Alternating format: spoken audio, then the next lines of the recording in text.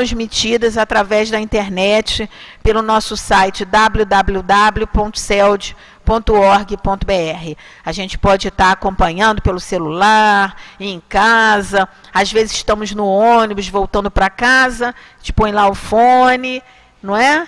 E acompanha a reunião. Tá bom? Então, uma boa noite aos companheiros que nos acompanham pela internet. Vamos então agora, nesse momento, a leitura da nossa página, que nesse horário de segunda-feira nós estudamos o Livro dos Médiuns. E quem vai desenvolver o estudo para nós é a nossa querida Rosemaria, tá?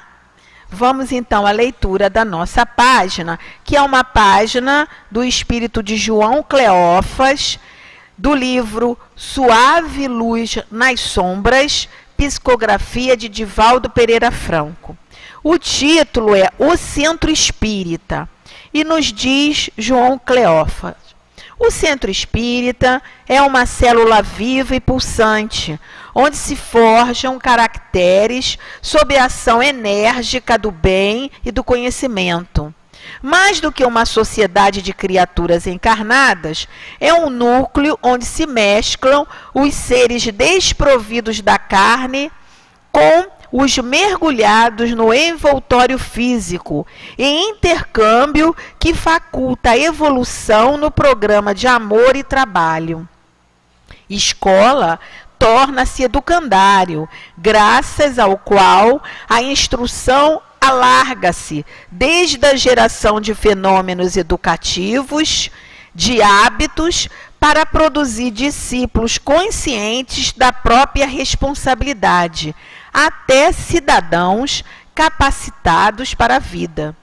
Oficina, onde se trabalham os sentimentos e se modelam os valores éticos, aos carmartelos do sofrimento e da renovação, nas diretrizes que a caridade propõe como método depurativo e elevado. Hospital, enseja as mais exclusivas terapêuticas para alcançar as causas geradoras do sofrimento, apresentando as ramificações das enfermidades e as expressões das dores morais, que devem ser transformadas em estado de saúde lenificadora. Santuário. Já lemos esse, né? Não, então tá certo. É só para ver se vocês estão acompanhando. Santuário que se converte em altar de holocausto dos valores morais negativos e soerguimento das virtudes, em intercâmbio saudável com o pensamento cósmico mediante a oração, a concentração e a atividade libertadora. Na sua polivalência, o Centro Espírita enseja o intercâmbio continuado de criaturas de um plano com o outro e, na mesma faixa de vibrações, estimula o desenvolvimento das mentes equilibradas, construtoras da sociedade feliz do futuro. Allan Kardec, fundando a Sociedade Espírita de Paris, estabeleceu ali, na Casa Máter do movimento nascente, o centro ideal, para onde convergiam as aspirações, as necessidades, os problemas e objetivos de ordem espírita, a fim de serem examinados e bem conduzidos. O Centro Espírita é um núcleo social onde se caldeiam os sentimentos, auxiliando os seus membros a tolerarem-se reciprocamente, amando-se, sem o que dificilmente os que constituem estariam em condição de anelar por uma sociedade perfeita, caso fracassassem no pequeno grupo onde se aglutinam para o bem. O Centro Espírita é, portanto, a célula ideal para plasmar a comunidade dos homens felizes de amanhã, oferecendo-lhes o contributo do respeito e da fraternidade, da atenção e do bem. Honrar-lhe as estruturas doutrinárias com a presença e a ação, pelo menos 2 vezes por semana, É dever de todo espírita, se deve impor em benefício da divulgação da doutrina que ama e que o liberta da ignorância. João Cleófas. Que orientação boa para nós, né, meus irmãos? Vamos então fazer a nossa prece para juntos darmos início ao nosso estudo em torno do livro dos médiuns dessa noite. Senhor Jesus, querido amigo, aqui nos encontramos, Senhor, mais uma vez reunidos em Teu nome, para juntos, Senhor, estudarmos a doutrina espírita, compreendermos o Teu Evangelho sobre essa orientação espírita. Então, Senhor Jesus, nós estamos muito gratos por isso e te pedimos, Mestre querido, que nos envolva a todos os presentes, encarnados e desencarnados. Envolva bem como Senhor as companheiras Rosemaria e Olga Feitosa, que estão responsáveis hoje pelo nosso entendimento, pelos nossos raciocínios. Então, Jesus querido, em Teu nome, em nome da diretoria amorosa de nossa casa, mas sobretudo em nome de Deus, esse Pai amoroso e bom, nós pedimos a permissão para iniciarmos o nosso estudo em torno do Livro dos Médiuns dessa noite. Fica conosco, Senhor, abençoa-nos, que assim seja, graças a Deus. Então, meus irmãos, nesse horário, nós estudamos o Livro dos Médiuns. E nós estamos estudando o Livro dos Médiuns no seu capítulo 29 e no item 334 a 339, que vai tratar das sociedades propriamente ditas. Nós vamos ler o item 334, porque são muitos itens. Depois vocês anotem e estudem em casa, para dar mais tempo para a nossa Rosemaria desenvolver o estudo dela para nós. Então, o item 334 fala assim: tudo o que dissemos sobre os médiuns em geral aplica-se naturalmente às sociedades regularmente constituídas. Estas, todavia, têm que lutar contra algumas dificuldades especiais que nascem dos próprios laços que unem seus membros. Tendo sido frequente os pedidos de esclarecimento sobre a organização desta, nós os resumiremos aqui em algumas palavras. O Espiritismo, que mal acaba de nascer, é ainda diversamente apreciado, muito pouco compreendido em sua essência, por um grande número de adeptos, para oferecer um laço poderoso entre os membros daquilo que se poderia chamar uma associação. Este laço só pode existir entre aqueles que nele veem um objetivo moral, compreendem-no e aplicam-no a si mesmo. Entre aqueles que nele apenas veem fatos mais ou menos curiosos, não poderia haver um laço sério. Colocando os fatos acima dos princípios, uma simples divergência na maneira de encará-los pode dividi-los. O mesmo não se dá com os primeiros, porquanto, sobre a questão moral, não pode haver duas maneiras de encará-la. Também deve-se notar que, por toda parte onde eles se encontrem, uma confiança recíproca os atrai uns para os outros.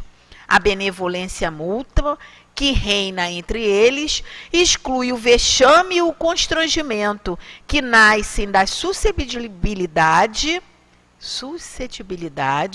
do orgulho, que se irrita com a menor contradição, do egoísmo que tudo reclama para si. uma sociedade onde tais sentimentos fossem partilhados por todos, onde se reuniriam com o objetivo de instruírem pelos ensinos dos espíritos e não na esperança de ver coisas mais ou menos interessantes, ou para fazer prevalecer sua opinião. Uma tal sociedade, dizemos, seria não apenas viável, mas indissolúvel. A dificuldade de reunir ainda numerosos elementos homogêneos, neste ponto de vista, nos leva a dizer que, no interesse dos estudos, é para o bem da própria causa. As reuniões espíritas devem ser em vista a multiplicação, através de pequenos grupos, que a constituição de grande aglomerações. Esses grupos, correspondendo-se entre si, visitando-se, permutando suas observações, podem desde já formar um núcleo de grande família espírita, que um dia religará todas as opiniões e unirá os homens no mesmo sentimento de fraternidade que traz o cunho da caridade cristã. Então, nesse momento, nós vamos passar a palavra para a companheira Rosemaria, envolvendo a ela com todo o nosso carinho, né? Que Deus abençoe seu estudo, minha irmã. Obrigada, minha querida. Queridos companheiros, que a doce paz de Jesus envolva os nossos corações hoje e sempre. Nós estamos no capítulo 29 e Kardec deu o nome desse, são 5 itens, né, 334 a 339, ele deu a este trecho sobre as sociedades propriamente ditas. Nós estudamos na semana passada, porque a gente está dando continuidade, estudamos sobre as reuniões espíritas em geral. E hoje nós vamos estudar sobre as sociedades espíritas propriamente ditas. Bom, uma sociedade é um grupo de pessoas, um conjunto de pessoas que se reúnem e compartilham gostos, preocupações, propósitos, objetivos que são comuns a todas elas, e em torno desse objetivo, elas interagem entre si. Isso é o que se chama formar uma sociedade, de tal forma que essa inter-relação, esse convívio que existe entre eles, pode constituir também o que pode ser chamado de comunidade organizada. Então, é uma sociedade, pode ter tantas sociedades quanto são os objetivos, os gostos que vão unir essas pessoas para este convívio. Isso é que seria uma sociedade. Bom, a Sociedade Parisiense de Estudos Espíritas foi criada por Kardec em janeiro, em 1º de abril de 1858. Então, ele cria, é preciso lembrar que, quando ele cria a Sociedade Parisiense de Estudos Espíritas, em 1858, naturalmente, tem um ano, praticamente, que o Livro dos Espíritos foi lançado. O Livro dos Espíritos foi lançado em 18 de abril de 1857. E ele está fundando a Sociedade Parisiense de Estudos Espíritas em 1º de abril de 1858. Então, a gente percebe que em um ano houve uma divulgação, houve uma preocupação muito grande com essa nova doutrina, com essa nova ciência. E é o que faz Kardec, naturalmente, fazer essa união, essa assembleia, essa sociedade parisiense de estudos espíritas, né? Então, nessa sociedade que ele funda, e é interessante porque ele funda no dia 1º de abril, mas só pode funcionar, ela começa a funcionar no dia 13 de abril, porque naquela época havia um problema na França, né, político, e não podia fazer reunião sem que se avisasse a polícia e tivesse permissão da polícia para poder fazer a tal da reunião. Então, ele funda a Sociedade Espírita no dia 1º, mas a realização só começa a partir do dia 13, que é quando tem essa autorização. Então, ali na casa de Kardec, que é na casa dele que ele funda isso, estão os primeiros adeptos da doutrina espírita, ansiosos, desejosos de aprenderem com os espíritos. Aí a gente lembra, mais ou menos, se vocês lembram eu lembro há muitos anos, que tem tanto dano, mas eu me lembro das primeiras vezes que eu aqui cheguei, exatamente desejosa de aprender com os espíritos. Porque é com eles que a gente vai aprender coisas que a gente nunca soube. E que a Casa Espírita, no caso a Sociedade Espírita de Paris, vai dar essa oportunidade de aprender uma coisa nova, o chamado mundo invisível, que sempre existiu, mas que nunca se teve a instrução, o entendimento que os espíritos vieram dar nessa época. Né? Então, o objetivo dessas reuniões era estudar seriamente essa nova e desconhecida ciência. Né? Então, eles se reuniam ali porque já tinham feito os experimentos e queriam aprender mesmo, seriamente com os espíritos.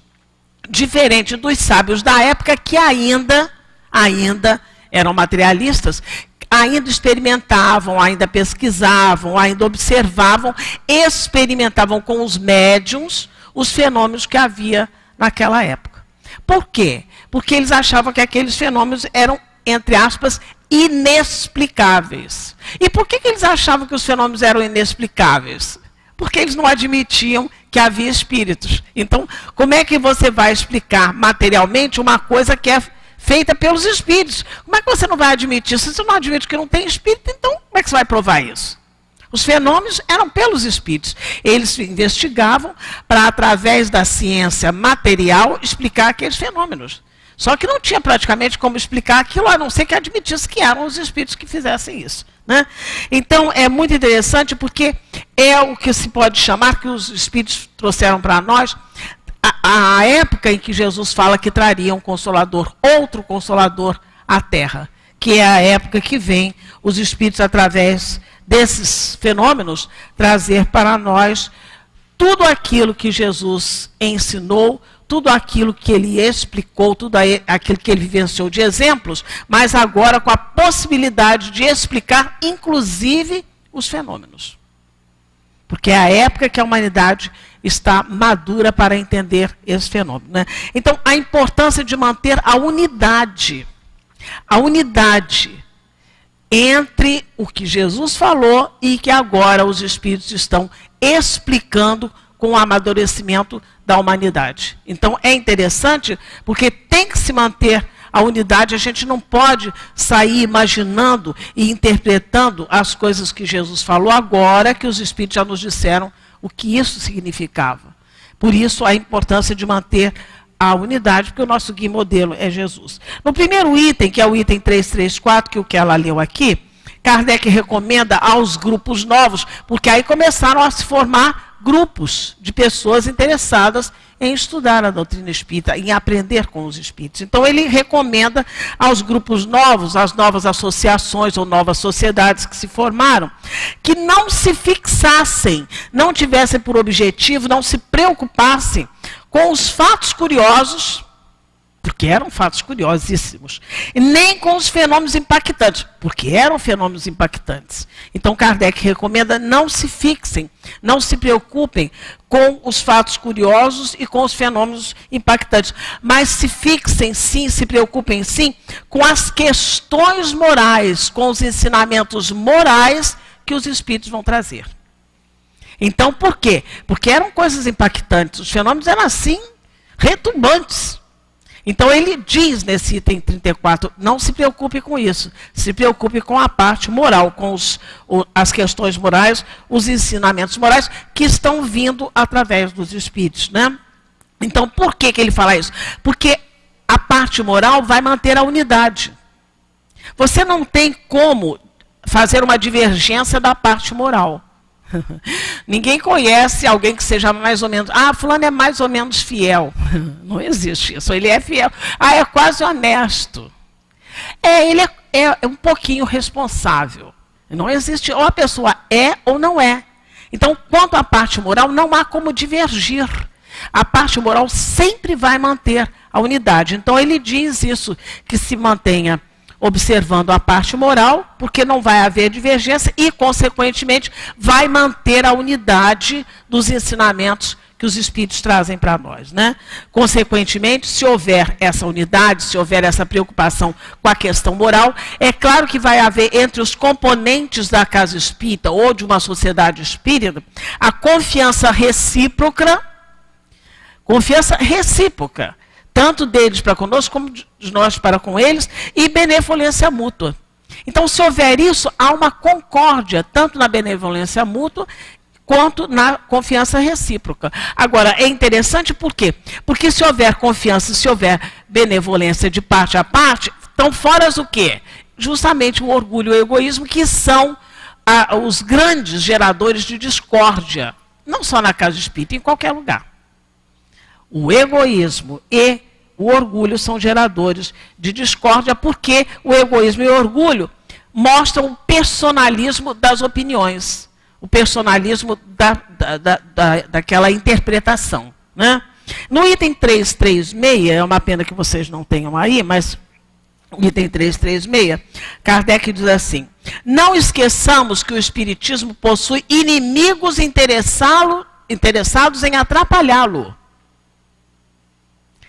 Inimigos interessados em atrapalhá-lo, e que veem seus êxitos com despeito. Quantas pessoas têm um certo despeito da quantidade de pessoas que frequentam a nossa casa espírita? Porque cada dia mais, e cada dia, o ano de 19, nós já temos a abertura de outras turmas, de outros cursos, está uma procura, né? Então isso às vezes incomoda, ele coloca aqui, vem atrapalhar e que vem seus êxitos com despeito. Os mais perigosos não são os que atacam abertamente. Porque os que atacam abertamente, você está vendo que ele está atacando, né? Então não são os que atacam abertamente, mas os que agem na sombra, difamando, falando uma coisinha aqui, né? Esses o acariciam com uma das mãos e dilaceram com a outra. Esses seres malfazejos se insinuam por toda parte onde esperam fazer o mal. Como sabem que a união é uma força, tentam destruí-la semeando a discórdia. Porque a gente tem um feixe de varas, você tem uma vara, é fininha, você quebra. Mas se você unir essas varas, você tem um feixe de varas.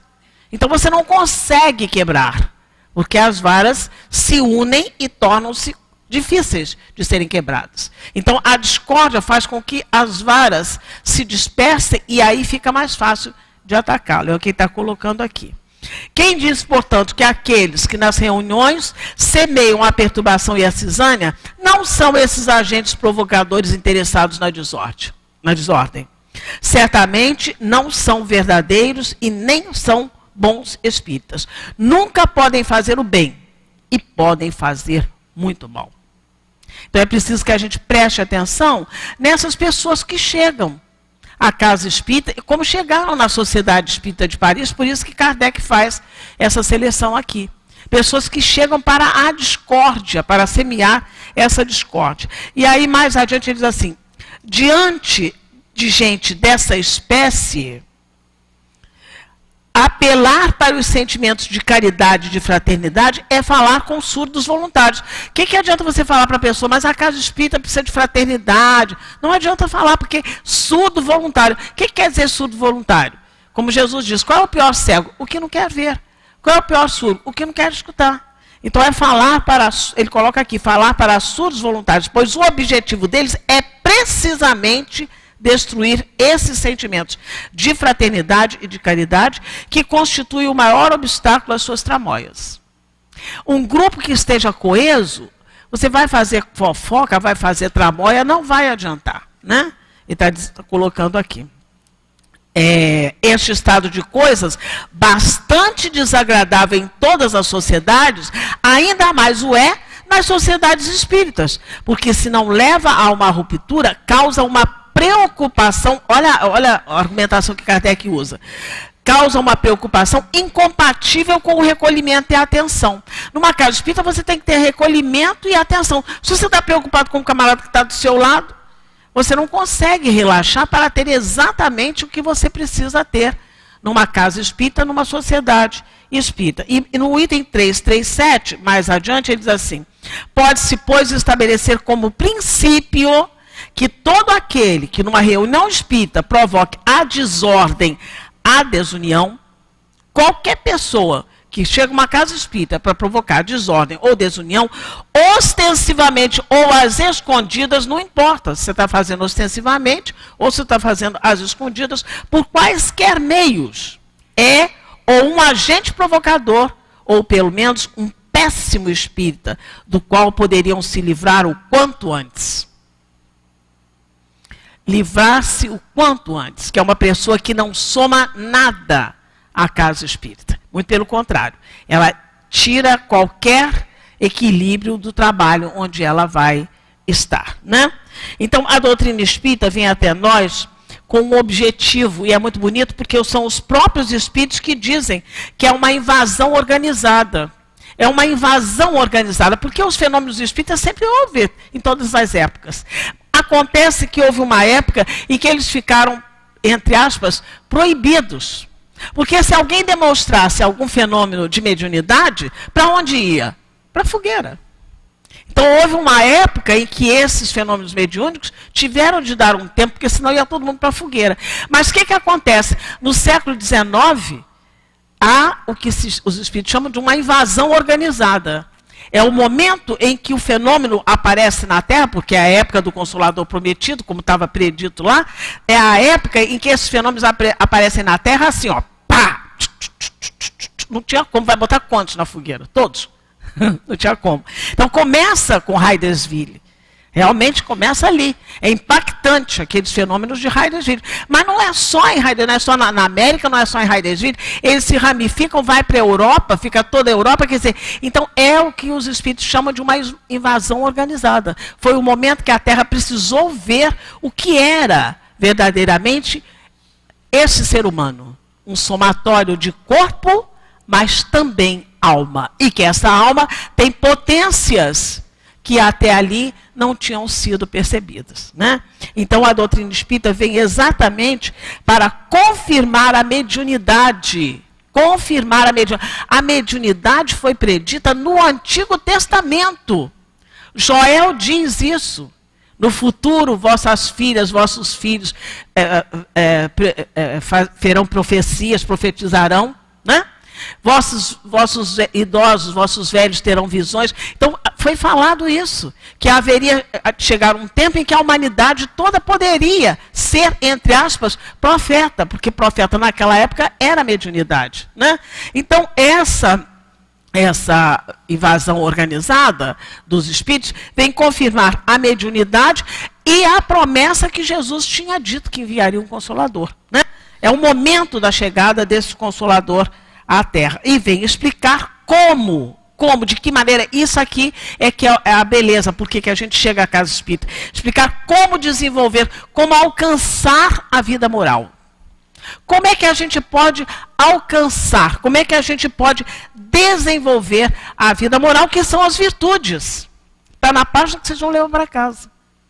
Um dos papéis da casa espírita é exatamente isso. Explicar para nós como desenvolver, como alcançar essa vida moral, que ao fazer isso, você obtém o que se pode chamar êxito reencarnatório. Que as pessoas confundiram com salvação. Pensar que a salvação é assim, salvou. Não sei o que lá, salvou. Não, a salvação é você ter o plano reencarnatório e você ter o êxito reencarnatório. Você conseguir cumprir o seu plano reencarnatório, né? Então, essa que é a confirmação dessa invasão organizada, trazendo a confirmação da mediunidade e da promessa do Consolador e explicando como desenvolver, como alcançar essa vida moral. Aí nós perguntamos, será que a doutrina espírita é assim, não é muito clara? Será que há alguma coisa na doutrina espírita que não fica bem claro, bem entendido? Será que há? Né? A gente sabe que não, porque a maior coisa que tem na doutrina espírita é a clareza.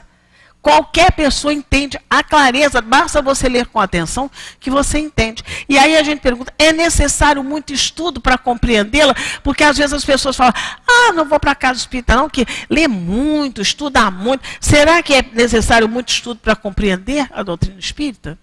E a gente lembra lá na Malé, a gente sempre teve a obra assistencial. Mas houve uma época que houve a necessidade de fazer o centro, uma casa espírita lá. Então tinha a obra social e tinha o Centro Espírita Antônio de Aquino. Então, quando nós começamos a fazer lá na Malé, as primeiras turmas, que é basicamente uma turma, era uma turma do Livro dos Espíritos. Então, nessa turma do Livro dos Espíritos, eu me lembro que a Rosângela Bore é que dava a aula do Livro dos Espíritos, e ela me chamou para dar aula dos Espíritos, do Livro dos Espíritos com ela. E eu me lembro que nós tínhamos na nossa turma uma pessoa que sabia ler. Uma pessoa.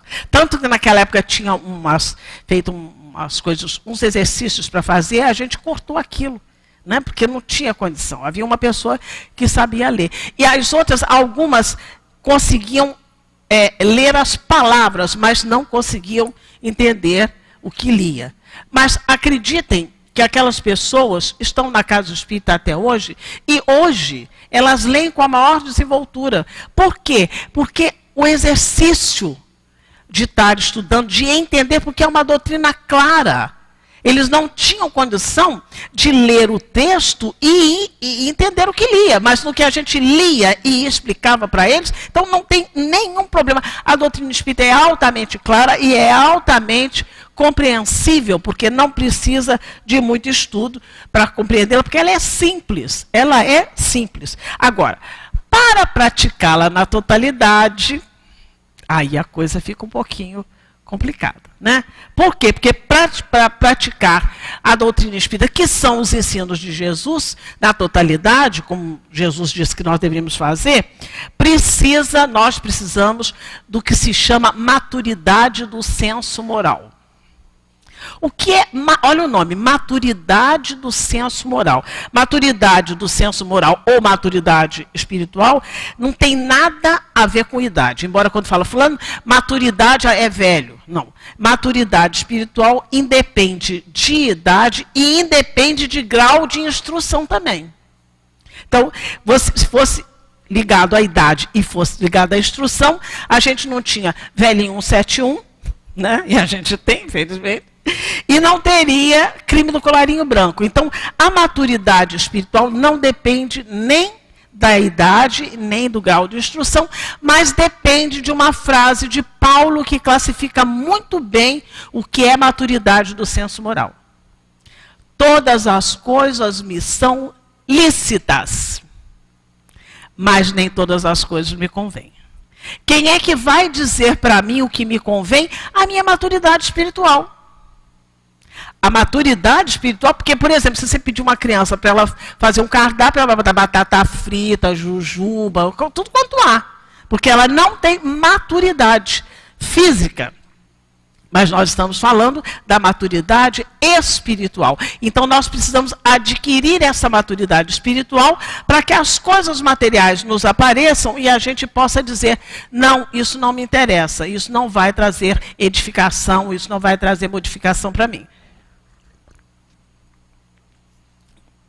Então, para alcançar, e isso é que a Casa Espírita nos faz, as sociedades espíritas nos fazem, né? Para alcançar essa maturidade espiritual, nós precisamos de duas coisas.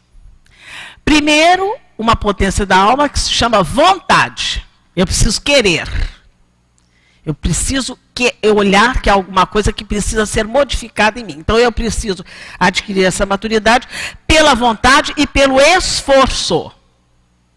Eu preciso querer e eu preciso trabalhar essas virtudes em mim. Se eu faço isso, eu consigo adquirir essa maturidade espiritual. Né? E a Casa Espírita nos dá essa possibilidade por causa da explicação, do entendimento que você tem deste caminho para a maturidade espiritual. Então, eu vou repetir a frase, porque são os espíritos que nos dizem assim. Para alcançar a maturidade espiritual, precisamos da vontade e do esforço. Para nos ajustarmos. O que é ajustar? Ajustar é estar juntinho, que não sobe nenhuma fresta. Então, nós precisamos nos ajustar aos padrões éticos do Evangelho. Por isso que é difícil. Eu vou repetir. Nós precisamos nos ajustar aos padrões éticos. com a minha vontade, com o meu esforço, aos padrões éticos do Evangelho. E é preciso lembrar que os padrões éticos do Evangelho não são os padrões éticos da sociedade. Por isso é que é difícil, né? Por exemplo, você tem um padrão ético da sociedade, muitos países, muitos lugares, o aborto não é problema nenhum. Está dentro dos padrões éticos daquele país, daquela região, né? Mas nós sabemos que é um crime. Para os padrões éticos do Evangelho, é um crime, é um assassinato, né? Isso com relação à pena de morte, qualquer coisa. Então você tem padrões éticos para a terra, para a humanidade, e padrões éticos do Evangelho. Você vê pessoas pregarem a pena de morte, né? No entanto, para o Evangelho de Jesus, vê lá no livro do Evangelho, está lá, caridade para com os criminosos, né? Então, é preciso que a gente tenha essa vontade, faça esse esforço para trabalhar, para nos ajustarmos aos padrões éticos do Evangelho, que é isso que vai nos trazer a maturidade do senso moral. Todas as coisas me são lícitas, é claro, mas nem todas as coisas me convêm. No livro Obras Póstumas, há um capítulo que Kardec vai falar do projeto 1868. É uma espécie de normas que Kardec traça. Vocês sabem, o livro Obras Póstumas só foi editado, a Lume só foi colocado para nós lermos e estudarmos após a morte de Kardec. Infelizmente, há casas espíritas que nem usam o estudo desse livro, que é importantíssimo esse livro. Então, no projeto 1868, Kardec diz assim: um dos maiores obstáculos que podem entravar a propagação da doutrina, porque, ou seja, as sociedades, Kardec abre a Sociedade Parisiense de Estudos Espíritas justamente para os adeptos, para a divulgação da doutrina espírita. Ele diz aqui que um dos maiores obstáculos que podem entravar a propagação da doutrina espírita seria a falta de unidade. Claro. Ela resolve abrir uma casa espírita e ela vai fazer do jeito que ela acha que é. Mesmo os ensinamentos de Jesus com a interpretação dela. Então, quer dizer, se não houver unidade, isso aí há como a gente falou, o feixe de varas vai ficar perdido, né? Então, ele coloca aqui uma dos maiores obstáculos que podem entravar a propagação da doutrina espírita seria a falta de unidade. O único meio de evitá-lo, se não quanto ao presente, mas pelo menos quanto ao futuro, é formulá-la em todas as suas partes e até nos mais minuciosos detalhes. Dar normas. O que é que devemos fazer numa casa espírita, o que é que não devemos fazer. Então, é ver essas normas, formulá-las nos mais minuciosos detalhes, com tanta precisão e clareza, que qualquer interpretação divergente fica impossível. Nós temos lá, naquela revistinha que vocês pegam, uma porção de casas espíritas que seguem exatamente a nossa programação. Então, hoje é segunda-feira, você tem lá, na segunda-feira da Casa Espírita não sei qual, está estudando exatamente esse assunto. Todas as casas são coligadas e tem. Então não tem como ser divergente, porque se você vai estudar o livro dos médiuns, a questão 334 a 339, é aquilo que você tem que estudar. E é sobre aquilo que você tem que falar, né? Então isso fica mais fácil de não sair do objetivo da unidade. E ele coloca aqui um exemplo muito interessante que faz com que a gente pense por que é que aconteceu tudo isso que a gente vê na história da humanidade. Diz Kardec assim: se a doutrina do Cristo, se os ensinamentos de Jesus, e eles têm que ter a unidade, não pode ser cada um interpretando do jeito que é, né? Se a doutrina do Cristo deu lugar a tantas controvérsias, se ainda hoje é tão mal compreendida e diversamente praticada, isso se deve ao fato do Cristo ter se limitado ao ensino oral. Jesus não escreveu nada. E os apóstolos escreveram muito tempo depois que Jesus já tinha saído da terra. Então ele está dizendo, essa confusão se deveu justamente porque Jesus se limitou ao ensinamento oral. E os próprios apóstolos deram apenas princípios gerais e que cada um interpretou conforme suas ideias e seus interesses. E ele continua dizendo assim: Se Jesus tivesse formulado a organização da igreja cristã, tivesse colocado ali, isso aqui é o que vai nortear isso aqui é a coluna, né? Se ele tivesse formulado a organização da igreja cristã com a precisão de uma lei ou de um regulamento, não tem regulamento. O regulamento foi feito 500 anos depois, 500 não, um bocado de tempo depois que Jesus tinha deixado a terra, né? Que tivesse a precisão de uma lei ou de um regulamento, é incontestável que isso teria prevenido a maior parte dos cismas, das divisões dentro do próprio cristianismo, né? E das querelas religiosas, assim como a exploração que foi feita da religião em proveito das ambições pessoais. Que foi aquela história de pegar a reencarnação, a pluralidade das existências e dizer que não, que vive uma vida só. Isso aí foi um interesse. Porque só tem uma vida e sou eu que decido a vida de vocês, tudo vocês vão querer me agradar para eu poder liberar para vocês. Então ele coloca aqui, resultou que o cristianismo foi para alguns homens esclarecidos uma causa séria de reforma moral. Para uns foi. A igreja tem vários santos. Porque foram as pessoas que entenderam o cristianismo e se tornaram, fizeram neles mesmos uma reforma moral. Então ele coloca aqui, resultou que se o cristianismo foi para alguns homens esclarecidos uma causa séria de reforma moral, não foi e ainda não é para muitos, senão o objeto de uma crença cega e fanática, resultando que, num grande número, surgiu neles a dúvida e a incredulidade absoluta, que é o que vai acontecer quando Kardec forma a Sociedade Parisiense de Estudos Espíritas para estudar os ensinos dos espíritos. Os sábios vão pesquisar o fenômeno, por quê? Porque eles tinham a incredulidade absoluta. Eles romperam com a igreja. Então eles vão pesquisar os fenômenos do ponto de vista material, do ponto de vista da ciência, porque eles não admitiam que havia espírito. Mais adiante ele diz assim, 2 elementos devem concorrer para o progresso do espiritismo. O estabelecimento teórico da doutrina e os meios de popularizá-la. 2 coisas. O estabelecimento teórico, estudar, teoricamente, livro, estudar com o livro, né? E popularizar, que é o que a nossa casa espírita faz. O que ela faz? Nós estudamos cada vez mais a turmas e turmas e turmas, em que a gente estuda todas as obras que podem ser estudadas de Kardec, né? E divulga. Ela está falando aqui no início, falou aqui. Todas as palestras que vocês quiserem que a casa espírita, que alguém faz, todos os horários, estão lá no YouTube, estão lá na internet, para que a pessoa possa entender. Qual é o assunto? Bota lá qual é o assunto e aparece lá 3, 4, 5 palestras que tenham sobre aquilo aí. Então, só assim poderemos paralisar as consequências das opiniões pessoais. Por quê? É um perigo a opinião pessoal. Né? Eu acho que, por exemplo, tem que botar a roupa branca. Chegar à casa espírita tem que botar uma roupa branca. São opiniões pessoais, não está escrito em lugar nenhum.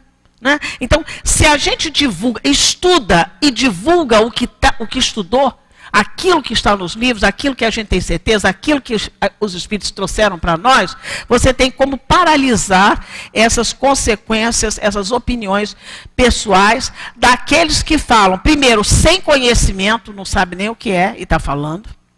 Ou aqueles que até ouviu o galo cantar, mas não sabe aonde, porque não tem aprofundamento.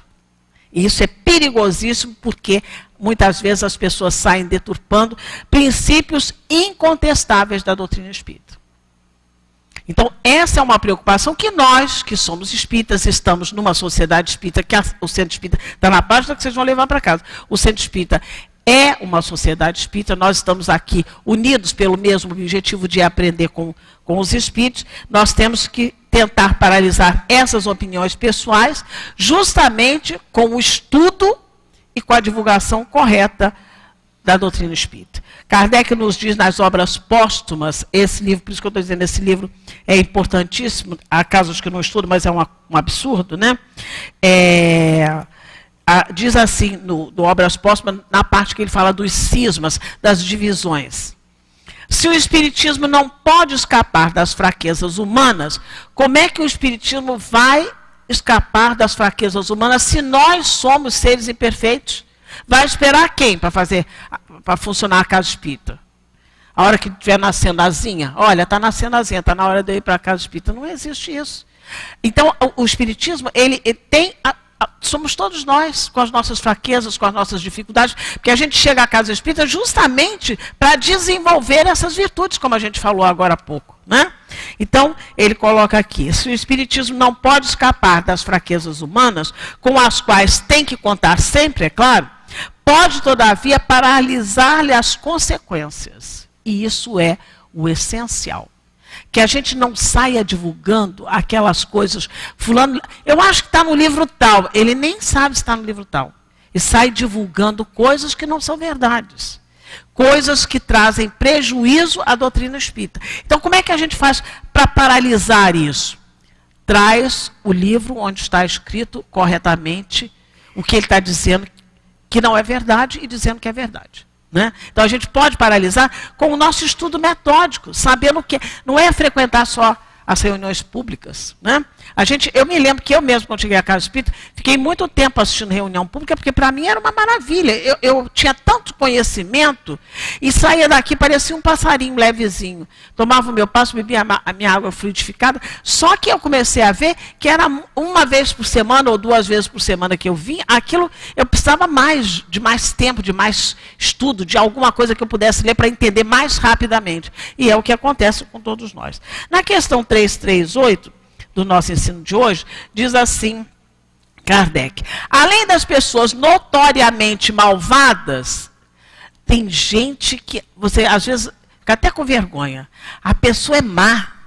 Ela não sabe nem quem é. Você está às vezes dentro de um metrô, a pessoa sai com uma frase de tanta descaridade, né, de tanto, nossa, então ele coloca aqui, além das pessoas notoriamente malvadas, que se insinuam nas reuniões, há aquelas que, pelo próprio caráter, pelo próprio jeito dela, é a personalidade delas, pelo próprio caráter, levam consigo a perturbação por toda a parte onde se encontram. Não é isso? Tem gente que... Você está num lugar, daqui a pouco chega aquela pessoa, tumultua tudo, é da característica da pessoa. Aquilo é a personalidade. É o que ele está colocando aqui. Né? Nunca, portanto, seria demasiada a circunspecção diante desses novos elementos que se admitem. Então, o que é a circunspecção? Atenção. Eu me lembro de uma pessoa que chegou na Malé para estudar e me chamou a atenção porque, de vez em quando, saía com umas perguntas... assim, que a maioria das pessoas sabia as respostas, porque o Livro dos Espíritos não é o primeiro livro, a pessoa tem o que é o Espiritismo, que já dá uma luzinha. Final das contas, para a gente resumir, um dia ela me disse que ela era, não sei como é que é o nome que chama, era uma pessoa importante dentro da igreja dela, protestante, e que ela estava fazendo curso na Malé do Livro dos Espíritos, justamente para ter base para contestar quem falasse alguma coisa da doutrina espírita. Quer dizer, então, qual era estudar? Não, era perturbar ali. Né? Eu até cheguei, as perguntas eram tão bobas, sem nenhum fundamento assim espírita, que eu comecei a dizer, olha, vamos fazer assim. A gente tinha um intervalo entre um turno e outro, e você, por favor, aguarde. Quando terminar a aula, você me pergunta, porque senão atrapalha. Quer dizer, depois foi que eu percebi que, na realidade, o objetivo era atrapalhar a aula. Né? Então, ele coloca, mais adiante, ele diz assim, aqueles, principalmente, dos quais é preciso preservar-se, são as pessoas de sistemas pré-concebidos. Que ela era protestante. Né? Os incrédulos que duvidam de tudo, até da evidência. Não tem gente que não acredita que o homem foi à Lua? Claro que foi, né? Mas a gente que acha que não, aquilo foi uma montagem. Né? Então, pessoas que duvidam de tudo até da evidência. Os orgulhosos que, pretendendo ter apenas a luz para si, querem impor suas opiniões. Olham com desdém para todo aquele que não pensa como ele. Não vos deixei levar pelo pretenso desejo, desejo de se esclarecerem. Há mais de um que ficaria muito aborrecido se for forçosamente... se for obrigada a acreditar que se enganou. Então a pessoa vai ali, mas ela não quer se enganar, ela quer o tempo todo contestar. No Livro dos Espíritos, na questão 780, 798, Kardec pergunta assim: o espiritismo se tornará uma crença comum ou permanecerá partilhado por algumas pessoas? Em um ano, Kardec fundou a Sociedade Parisiense de Estudos Espíritas e saiu a um livro que se chama Viagem Espírita de 1862, onde ele vai a mais de 20 cidades. 1862, olha a data, né? E ele faz mais de 50 palestras, 50 reuniões, explicando como é o funcionamento, como deveria ser uma sociedade espírita. Ele percorre mais de 1.100 quilômetros, calcule 1.100 quilômetros em 1862, que não era brincadeira, divulgando a doutrina espírita. Esse livro está editado Viagem Espírita de 1862. Então ele pergunta: será que a doutrina espírita vai ficar só lá na França, né? Ou será que a gente está na França? Eu nem sei. Hã? 798, né? O espiritismo se tornará a crença comum ou permanecerá sendo partilhado por apenas algumas pessoas? Nós não estamos em 1857, já estamos aqui em 2018, não estamos na França e a nossa casa espírita está cada vez mais cheia. Então a resposta é: certamente ele se tornará uma crença comum e marcará uma nova era na história da humanidade. Antes da doutrina espírita, depois da doutrina espírita. Antes do Cristo, depois do Cristo. Então, com a doutrina espírita, nós entendemos quem somos nós. Corpos físicos mortais, sim, mas espíritos imortais caminhando para a perfeição. Ele fala uma nova parte na humanidade, porque está na natureza, nós somos espíritos. E chegou o tempo em que ele deverá ocupar lugar entre os conhecimentos humanos. Todavia, terá que sustentar grandes lutas, muito mais contra o interesse. Olha lá a dificuldade que é adquirir essas virtudes. Muito mais contra o interesse do que contra a convicção. Até nossos irmãos protestantes, se eles fazem, esqueci como é que é o nome, que afasta demônio, esqueci como é o nome, se eles fazem aquele negócio de afasta demônio, é porque tem espírito. Se afasta demônio, porque tem um demônio, né? Tem um espírito. Né? Então, não é contra a convicção. Acredito que no Brasil todo mundo sabe que tem espírito. Todo mundo sabe. O problema é contra o interesse. A mim não me convém ser espírita porque eu tenho um gatinho net, tenho um gatinho de água, tenho um gatinho que não faz miau. Então é claro que eu tenho que optar. Eu sou cristão, eu sou honesto, eu sou quase honesto. Mais ou menos fiel. A parte moral é inatacável. Então, às vezes, a pessoa é mais pelo interesse do que contra a convicção. Ele coloca aqui, né? Pois não há como dissimular que existem pessoas interessadas em combater o espiritismo, umas por amor próprio. A minha religião é melhor que a de vocês. Outras por causas inteiramente materiais. Não quero me desfazer dos meus gatinhos. Não quero trocar meus gatinhos por cachorro, né? Mas os contraditores vão ficar cada vez mais isolados. Cada vez novelas, eu não vejo televisão há muitos anos, mas cada vez mais novela, cada vez mais pessoas falam, porque na próxima encarnação, porque eu não sei o que. Cada vez mais, né? Na questão, deixa eu ver o que eu tenho que ler, qual é a questão que eu tenho que ler aqui. Na questão 799, Kardec pergunta: de que maneira o espiritismo vai contribuir para o progresso? Como é que ele vai fazer para que a gente progrida como espírito? Porque essa é a finalidade, não é progredir formando mestrado, doutorado. Como é que ele vai contribuir para o progresso? Resposta dos espíritos: destruindo o materialismo, que é uma das chagas da sociedade. O espiritismo faz com que os homens compreendam onde se encontram os seus verdadeiros interesses. Eu tenho que estar com uma roupa bonitinha, né? Eu tenho que estar com o cabelo penteado e tudo, mas o meu verdadeiro interesse não é esse. O meu verdadeiro interesse é o meu espírito. Será que está penteadinho? Será que ele está assim fininho que deveria estar? Porque eu estou tentando emagrecer aqui, tirar os pneuzinhos, mas será que eu estou tirando os pneuzinhos também do espírito? Né? Ele coloca assim, dizendo assim para nós: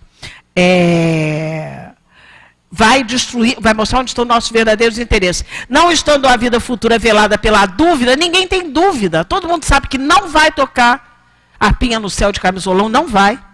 Todo mundo sabe que não vai ser espetado pelo tridente do demônio, já sabe, não vai. Então, estando Não estando mais a vida futura velada pela dúvida, o homem compreende melhor que poderá assegurar o seu futuro através agora do seu presente, destruindo os preconceitos de seita, de castas, de cores. O Espiritismo ensina aos homens a grande solidariedade. Olha a união, a gente está lendo isso aqui, por causa da unidade que deve ter a doutrina espírita.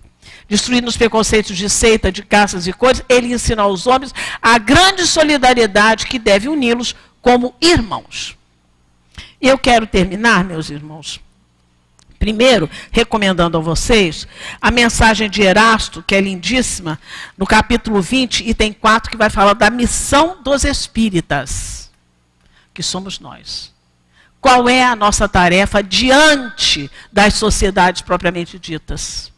Qual é o nosso dever diante da nossa casa espírita, a qual estamos filiados, né? A missão dos espíritos. Quero recomendar a conclusão do Livro dos Espíritos, a conclusão 9, é a última coisa do Livro dos Espíritos, quando ele vai falar lá sobre os adversários do espiritismo. É uma mensagem lindíssima de Santo Agostinho. Podem olhar lá, é Livro dos Espíritos, a conclusão 9, é o último parágrafo, lindo. É todo ele, mas principalmente o último parágrafo. E eu quero finalizar com Cristianismo e Espiritismo, que é esse livro que a gente estuda aqui, normalmente às segundas-feiras, às 19h30. O nome está dizendo Cristianismo e Espiritismo, onde Leon Denis faz uma referência, faz uma ligação, falando como é que o cristianismo desvirtuou e precisou do Espiritismo para trazer de volta este cristianismo redivivo. Então, no livro Cristianismo e Espiritismo, eu quero ler quando ele diz assim: elevai vossos olhos acima da terra. A gente está na terra, mas aqui não é o nosso destino. O nosso destino é lá. Nós estamos na terra. Está na página que vocês vão levar para casa, lindíssimo. Que a casa espírita é, como ele coloca aqui, uma escola, uma oficina, um hospital e um santuário. A gente entende isso e a casa espírita faz toda essa escala para nós, né? Elevai vossos olhares acima da terra, com a ajuda dos invisíveis, dos vossos guias espirituais, dos quais o socorro não vos faltará. Fazer a ligação com o nosso anjo guardião, com o nosso espírito poderoso, porque o auxílio não vai faltar. Eles são designados por Deus para estar do nosso lado, nos auxiliando o tempo todo, né? Se vós os chamardes com fervor, avançai resolutamente no caminho da vida. Amai vossos irmãos, olha a unidade. Praticai com todos a caridade e a justiça. Lembrai-vos de que formais apenas uma grande família saída de Deus. Somos todos irmãos, né? E que errar com os vossos irmãos é errar com a eterna vontade de Deus, vosso Pai comum. É errar convosco mesmos, que com eles sois apenas um do pensamento do Criador, daquele a quem tudo devemos. Porque a única felicidade, a única harmonia possível nesse mundo, só é realizável pela união com os nossos semelhantes. A união pelo pensamento e pelo coração. Enquanto que da divisão decorrem todos os males, porque a gente fica enfraquecido, né? Da divisão decorrem todos os males, que são a desordem, a confusão, a perda de tudo que constitui a nossa força e a nossa grandeza em todas as sociedades. Se não houver união, nenhuma sociedade, até uma sociedade material, pode perecer. Que nós possamos valorizar essa oportunidade de estarmos numa sociedade espírita tão organizada como é a nossa casa de Leon Denis, e que possamos, de nossa parte, nessa parte que eu disse para a gente estudar lá, o capítulo 20, o item 4, Missão dos Espíritos, que possamos fazer a nossa parte. Não divulgando aquilo que eu não tenho certeza, que eu possa me certificar, ver onde é que eu li aquilo verdadeiramente, que eu não seja uma pessoa que vá dividindo os grupos. Que Jesus nos ampare a todos, que possamos estudar a doutrina espírita, porque nós estamos nessa encarnação com essa bênção que foi estar dentro de uma casa espírita séria, que nos faz pensar que depende de cada um de nós esse crescimento. E precisam de duas coisas, vontade e esforço, que são pessoais. Muita paz, meus irmãos. Nós vamos agradecer a companheira Rosemaria, não é? Pelo estudo que ela nos trouxe, que foi muito bom para todos nós. Que Deus a abençoe, que ela possa estar outras noites aqui conosco, trazendo suas pesquisas, seus estudos, não é, para a nossa reflexão. Que Deus te abençoe, querida Rosemaria. Bom, vamos agora passar para a segunda parte da nossa reunião, que é o comentário do Evangelho. Quem vai desenvolver o estudo para nós é a nossa Olga Feitosa. Antes de lermos o Evangelho, gostamos sempre de lembrar que a atividade mediúnica da nossa casa está a cargo, sob a responsabilidade dos nossos irmãos médiuns. Então, nós outros que formos portadores de mediunidade, a gente pede que, por favor, não deem passividade, tá bom? Então, vamos à leitura do Evangelho, que nós estamos estudando, o seu capítulo 5, Bem-aventurados os aflitos. O item é o 31, que vai tratar do proveito dos sofrimentos para os outros. E aí, o item 31 nos diz assim: aqueles que aceitam seus sofrimentos com resignação, por submissão à vontade de Deus, e tendo em vista a sua felicidade futura, só trabalham por si mesmos? Podem eles tornar seus sofrimentos proveitosos para outras pessoas? Responde São Luís para nós: sim, podem ser proveitosos material e moralmente. Materialmente, se pelo trabalho, pelas privações e pelos sacrifícios que se impõem, contribuem para o bem-estar material de seus semelhantes. Moralmente, pelo exemplo que dão de submissão à vontade de Deus. Esse exemplo do poder da fé espírita pode levar os sofredores à resignação, afastá-los do desespero e de suas funestas consequências para o futuro. Essa mensagem é de São Luís, em Paris, foi dada em Paris, no ano de 1860. Então, nós vamos pedir aos companheiros médiuns que silenciosamente sigam a orientação da companheira que está coordenando o salão, bem silencioso, com bastante harmonia. Nós que nos encontramos aqui na assistência, nesse momento, vamos fechar os nossos olhos, nos ligarmos à figura iluminada do Senhor Jesus, a serenarmos o nosso coração, pois temos a certeza absoluta da presença amiga e benfeitora dos companheiros espirituais, trabalhadores dessa casa, mensageiros do Senhor Jesus, que se aproveitam desse momento para nos acolher, para nos sustentar, para nos intuir, nos abraçar. Então é importante a gente estar com o nosso coração sereno, harmonizado. Os irmãos que nos acompanham pela internet, se liguem aqui à casa, na certeza absoluta que vão receber todos os benefícios, todas as vibrações de luz e de paz. Agora estamos prontos, vamos fazer a nossa prece. Senhor Jesus, querido amigo, mais uma vez vamos nos dirigir ao teu amoroso coração para agradecermos por esse momento do passe, Senhor. Esse momento que vamos receber dos teus mensageiros de luz, os fluidos balsâmicos, benéficos, renovadores, Senhor, das nossas forças físicas e espirituais. Assim, Senhor Jesus, te agradecemos. Mas também, Senhor, nós te pedimos, envolva-nos a todos nós, Senhor, aqui presentes, encarnados e desencarnados. Envolva bem como os companheiros médiuns, que junto com a espiritualidade estão responsáveis por essa tarefa. Envolva a companheira Olga Feitosa, que vai desenvolver o seu estudo do Evangelho para todos nós. Assim, Mestre querido, agradecidos estamos E em teu nome, Senhor Jesus, em nome da diretoria espiritual da nossa casa, mas sobretudo em nome de Deus, pedimos a permissão para iniciarmos essa hora, a hora do passe. Fica conosco, Senhor, que assim seja, graças a Deus.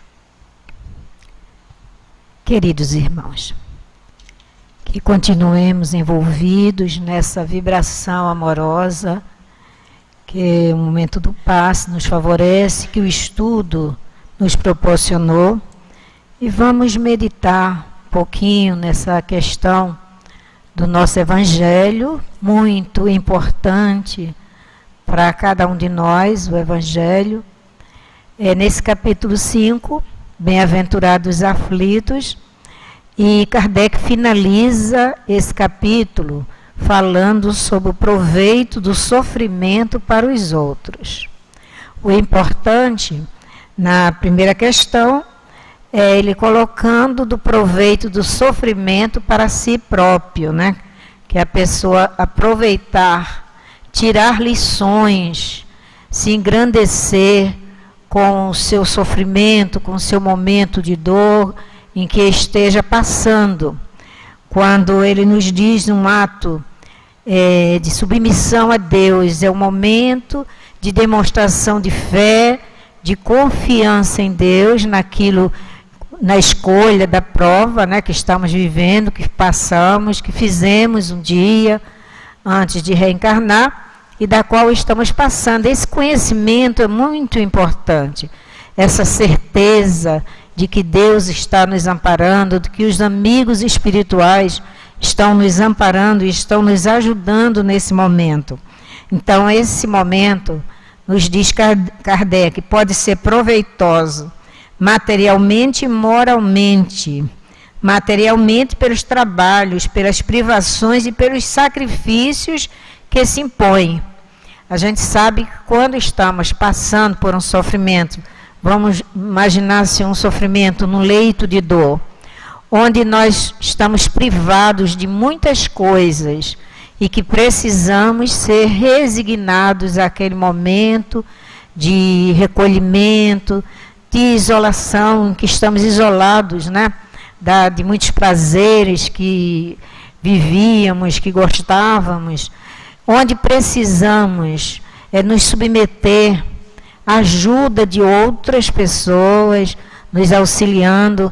Trabalhamos assim o nosso sentimento, uns sentimentos melhores de paciência, de resignação, de coragem, da fé, né? Não perder a fé, não se desesperar nesse momento e deixar que outros nos cuidem, dando a eles a oportunidade de trabalho também, e trabalhando o nosso orgulho quando a gente achava que não precisava de ajuda de ninguém, que não precisava de nada. Então, nesses momentos de sofrimento, a gente recorre ao outro, a gente aceita e é ajudado por outras pessoas. Então, aí está um momento em que materialmente a gente solicita a ajuda do outro para cuidar do nosso corpo, para nos auxiliar. Se for num caso de privações, desemprego, a gente também vai precisar de submeter a ajuda de outras pessoas que vão nos auxiliar com a cesta básica, que vai nos auxiliar com alguma coisa que a gente está precisando. Então, esses momentos de sofrimento são momentos que devem ser aproveitados por todos nós, com resignação, com coragem, para realmente, ao sairmos desse momento, a gente sair mais iluminados, sair mais preparados para, se formos continuar a nossa vida, que seja, né, agradecidos por tudo aquilo que vivenciamos. Se retornarmos ao mundo espiritual, sendo num momento de prova, de dor, de sofrimento, de doença, que a gente retorne com a nossa consciência tranquila, por termos passado por esse momento com resignação, com coragem, com muita fé em Deus, não perdendo a nossa fé, não nos desesperando, não prejudicando ainda mais esse momento em que estamos vivendo, né? Então, é uma lição assim preciosa, esse exemplo de resignação, esse exemplo de fé que vamos passar nesses momentos de lutas, de dor, de sofrimento, são observados por outras pessoas que aproveitam esses ensinamentos e miram-se nesses ensinamentos, que nos momentos em que elas vão passar por essa dificuldade, vai se lembrar de pessoas que foram assim, que resistiram, que deram esses exemplos de coragem, de luta. Então, serve sim de ensinamentos, como nos diz Kardec, como nos diz o Espírito São Luís, não é Kardec, é o Espírito São Luís que está nos falando. São exemplos que vão ajudar as pessoas. Então, nós nos ajudamos, né?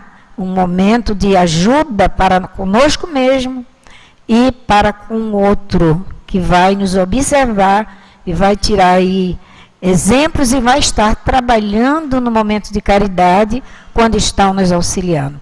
Então, meus irmãos, percebemos que nesse estudo, no Bem-aventurados Aflitos, finaliza Kardec com essa lição para todos nós meditarmos nessa questão, que é uma das questões muito difíceis para nós, que é o momento de dor e de sofrimento, do qual todos nós passamos. Então, que Jesus nos abençoe, nos inspire e nos ampare sempre. Então, vamos fazer a nossa prece, né, meus irmãos?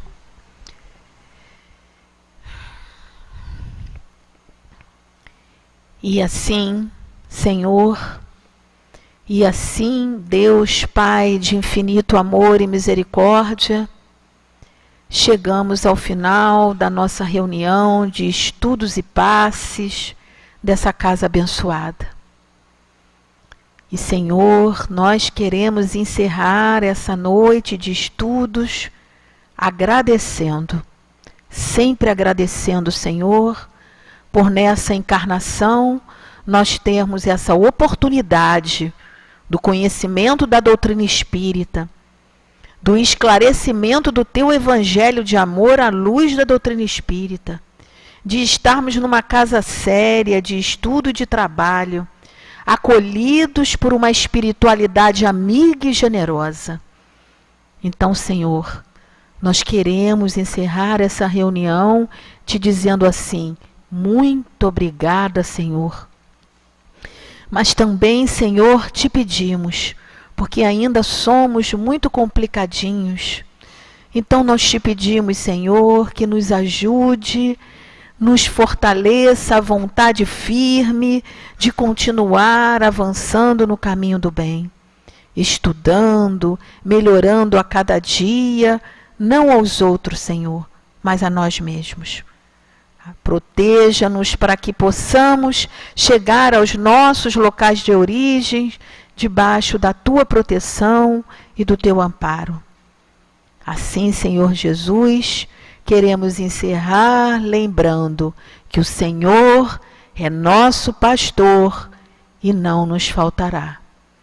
Assim, em teu nome, Senhor, em nome da diretoria espiritual amorosa de nossa casa, em nome de Leon Denis, Allan Kardec, mas sobretudo em nome de Deus, pedimos a permissão para encerrarmos a nossa reunião de estudos e passes dessa noite.